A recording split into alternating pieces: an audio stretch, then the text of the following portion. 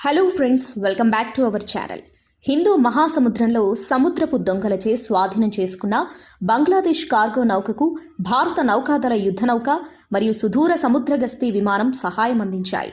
ఈ ప్రాంతంలో భారత నావికాదళం యొక్క సహాయక కార్యకలాపాలను కొనసాగిస్తుంది. సాయుధ సముద్రపు దొంగలచే బందీలుగా ఉన్న సిబ్బందికి భద్రత కల్పించబడిందని భారత నావికాదళం శుక్రవారం ధృవీకరించింది. మరియు నేవీ యుద్ధ నౌక సోమాలియా యొక్క ప్రాదేశిక జలాలకు చేరుకునే వరకు నౌకకు దగ్గరగా ఉంది. మార్చి 12న కార్గో ఓడ సముద్రపు దొంగల దాడులకు గురైనట్లు నివేదికలు వచ్చిన తర్వాత మిషన్ విప్పింది. భారత నావికాదళం తన సుదూర సముద్ర గస్తీ విమానం LRMP P-8I ప్రాంతాన్ని సర్వే చేయడానికి మరియు బెదిరింపులకు గురైన సిబ్బందితో కమ్యూనికేషన్ను ఏర్పాటు చేయడానికి మోహరించింది. అయితే ఓడ నుండి ఎటువంటి స్పందన రాలేదు అని నేవీ ఒక ప్రకటనలో తెలిపింది. మిషన్ సముద్ర భద్రతా కార్యకలాపాలపై యుద్ధ నౌకను మోహరించింది. అది కూడా దారి మళ్లించబడింది.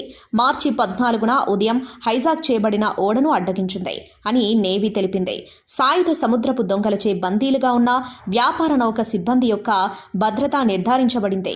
భారత నావికాదళం యుద్ధ నౌక సోమాలియా ప్రాదేశిక జలాల్లోకి వచ్చే వరకు ఓడకు సమీపంలోనే కొనసాగింది. గత కొన్ని వారాలుగా పశ్చిమ హిందూ మహాసముద్రంలోని అనేక వాణిజ్య నౌకలపై దాడుల తర్వాత భారత నావికాదళం వారికి సహాయం అందించింది.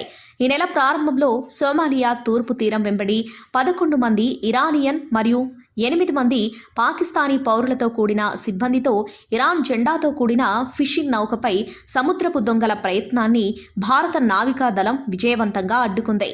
జనవరిలో భారత యుద్ధ నౌక INS సుమిత్ర సోమాలియా తూర్పు తీరంలో సముద్రపు దొంగల దాడికి గురైన తర్వాత ఒక ఫిషింగ్ ఓడలోని 19 మంది పాకిస్తాన్ సిబ్బందిని రక్షించింది. నావికాదళం జనవరి 5న ఉత్తర అరేబియా సముద్రంలో లైబీరియన్ జెండాతో కూడిన MV లీలా నార్ఫోక్ నౌకను హైజాక్ చేసే ప్రయత్నాన్ని అడ్డుకుంది మరియు దాని సిబ్బంది అందరినీ రక్షించింది. 21 మంది భారతీయ సిబ్బందితో లైబీరియన్ జెండాతో కూడిన నౌక MV కెమ్ ఫ్లూటో డిసెంబర్ 23న భారతదేశ పశ్చిమ తీరంలో డ్రోన్ దాడికి గురైంది. నౌకాదళం ఇప్పటికే సముద్ర భద్రతా కార్యకలాపాల కోసం తన ఫ్రంట్ లైన్ నౌకలు మరియు నిఘా విమానాలను విస్తరించింది. ఉత్తర మరియు మధ్య అరేబియా సముద్రంతో సహా క్లిష్టమైన సముద్ర మార్గాలలో సముద్ర పర్యావరణం. సోమాలి సముద్రపు దొంగలు ఒక దశాబ్దం పాటు ముఖ్యమైన ప్రపంచ జలమార్గాలలో గందరగోళానికి కారణమయ్యారు. అయితే గత సంవత్సరం చివరిలో దాడులు తిరిగి పుంజుకునే వరకు నిదానంగా ఉన్నాయి. పాశ్చాత్య శక్తులు యెమెన్కి చెందిన ఇరాన్ మద్దతు గల హౌతీల దాడులపై దృష్టి సారించడంతో సముద్రపు దొంగలకు వ్యతిరేకంగా భద్రత కల్పించడానికి భారతదేశం ఎర్ర సముద్రానికి తూర్పున కనీసం డజను యుద్ధ నౌకలను మోహరించింది. ఈ ప్రాంతంలో ఇటీవల వరుస దాడుల తర్వాత ఉపఖండంలోని నౌకాదళం కూడా అరేబియా సముద్రంపై తన నిఘాను పెంచింది. జనవరిలో నావికాదళం అరేబియా సముద్రంలో హైజాక్ చేయడానికి ప్రయత్నించిన తర్వాత లైబీరియన్ జెండాతో కూడిన వ్యాపార నౌక నుండి సిబ్బంది అందరినీ రక్షించింది. డిసెంబర్ 1 నుండి కనీసం 17 హైజాకింగ్ సంఘటనలు, హైజాకింగ్ ప్రయత్నాలు మరియు అనుమానాస్పద విధానాలు భారత నావికాదళం ద్వారా నమోదు చేయబడ్డాయి.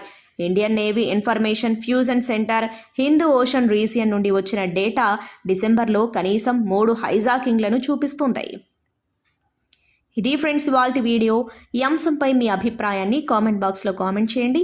మీకు గనక ఈ వీడియో నచ్చినట్లయితే లైక్ చేయండి, షేర్ చేయండి మరియు ఇలాంటి లేటెస్ట్ అప్డేట్స్ కోసం ఛానల్ని సబ్స్క్రైబ్ చేసుకోండి. Thanks for